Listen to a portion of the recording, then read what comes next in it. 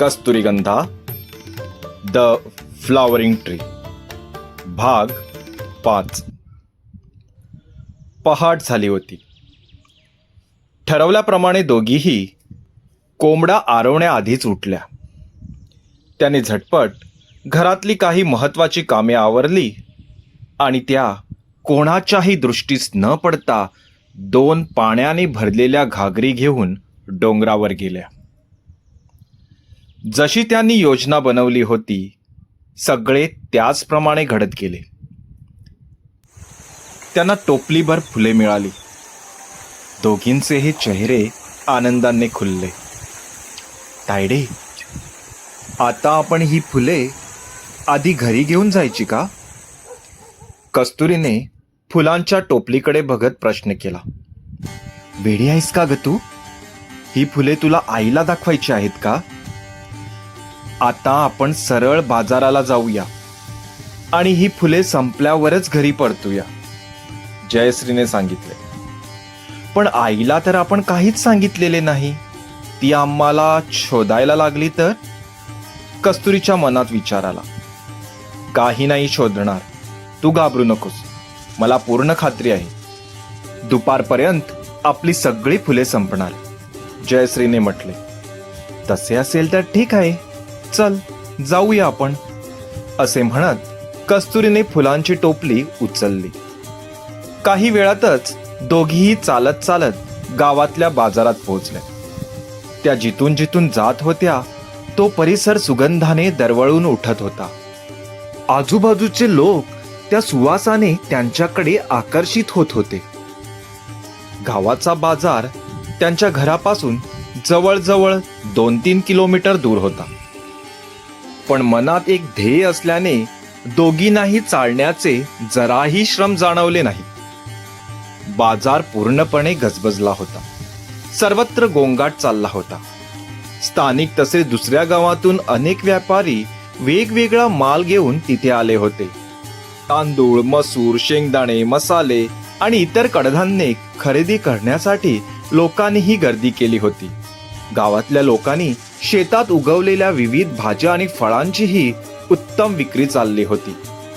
काही श्रीमंत लोक कापड, धातूची आणि मातीची भांडी तसेच रेशीम आणि चंदन सारख्या महागड्या वस्तू खरेदी करताना दिसत होते. तायडे, आपण कुठे बसायचे? कस्तुरीने बाजारावर नजर फिरवत विचारले. त्या तिकडे फुलवाल्या बसतात, आपण पण तिथे जाऊन त्यांच्याच बाजूला बसू, जयश्रीने दूर एका जागेकडे बोट दाखवत म्हटले. कस्तुरीने तिथे बघितले.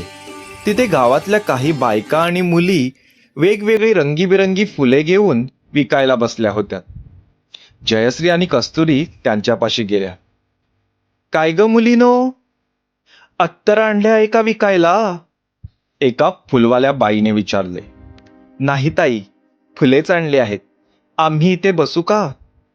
कस्तुरीने विचारले. हो हो, बस ना, तिने हसत म्हटले.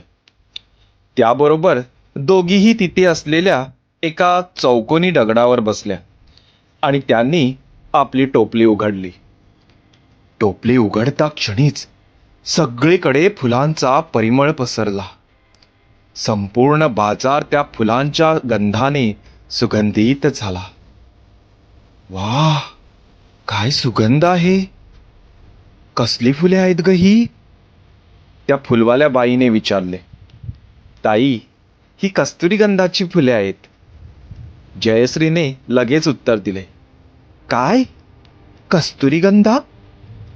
हे नाव याआधी कधीच ऐकले नाही. कुठे मिळतात ग ही फुले? त्या फुलवाल्या बाईने दुसरा प्रश्न केला. आमच्या डोंगरावर मिळतात ही फुले.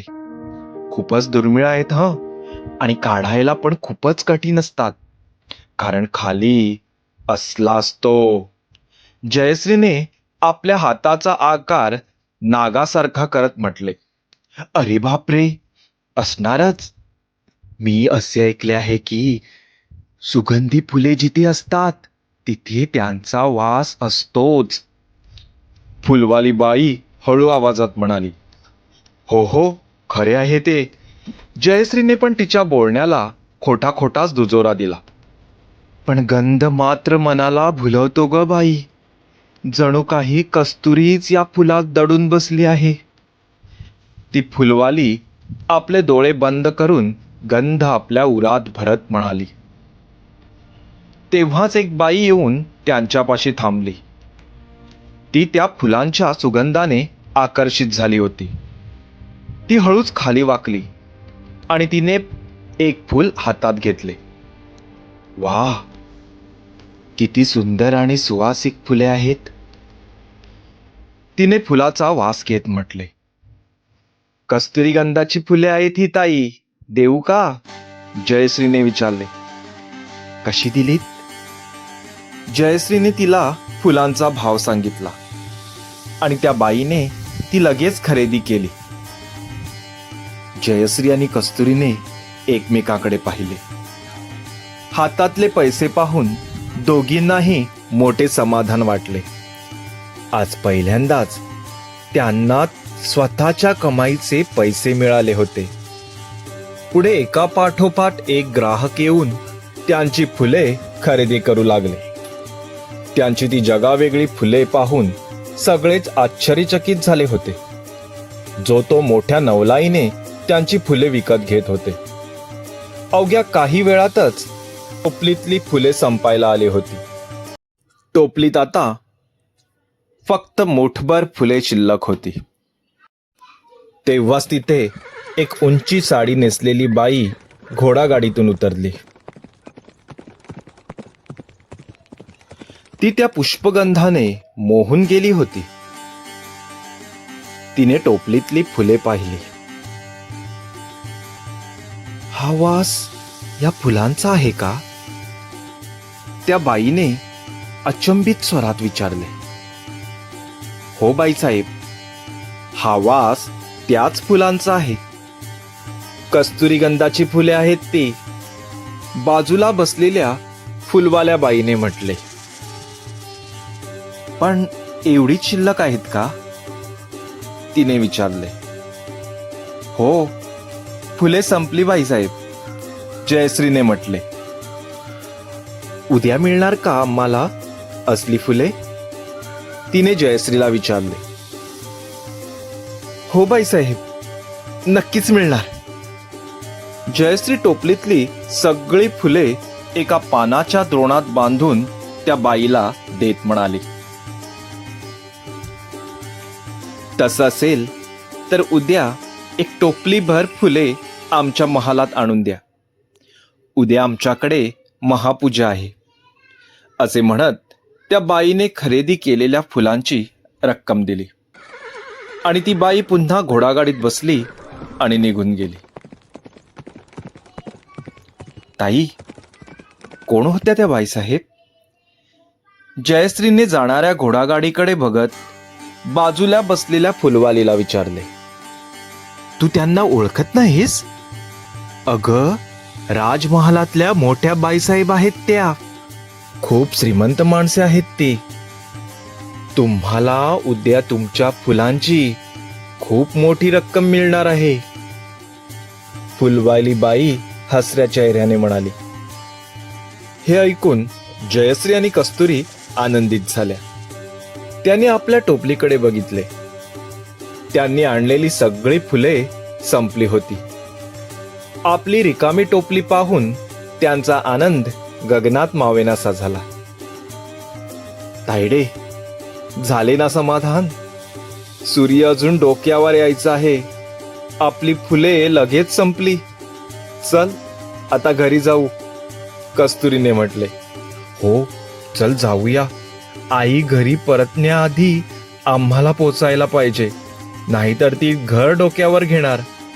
असे म्हणत मोठ्या आनंदाने हसत हसत त्यांनी घरची वाट धरली.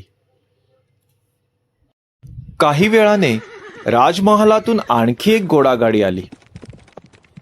त्या घोडागाडीतून एक रुबाबदार आणि राजविंडा असा तरुण उतरला. श्रीधर दादा, इथे बघा, उत्तम रेशमाचे कापड आहे.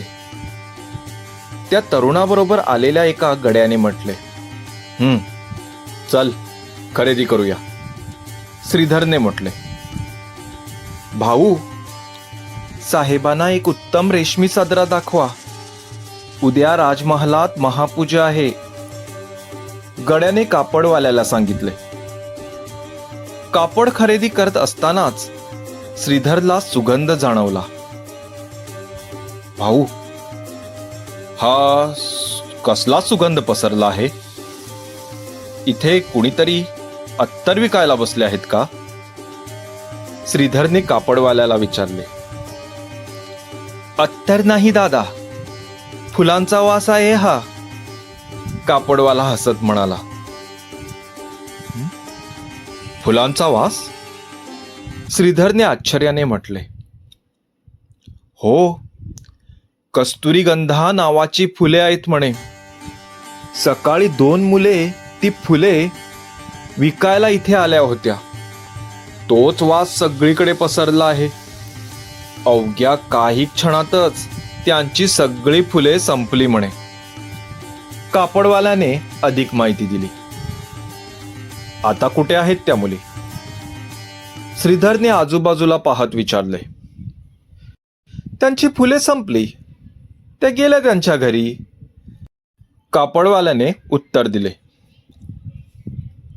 कस्तुरीगंधा. श्रीधर कुठेतरी हरवल्यागत आपल्यातच म्हणाला. तर तुम्ही ऐकत होता कस्तुरीगंधा द फ्लॉवरिंग ट्री या कथेचा 5वा भाग. पुढच्या भागात काय होईल? कस्तुरी आणि जयश्री राजमहालात जाणार, तिथे त्यांची भेट श्रीधरशी होणार. बघूया पुढच्या भागात.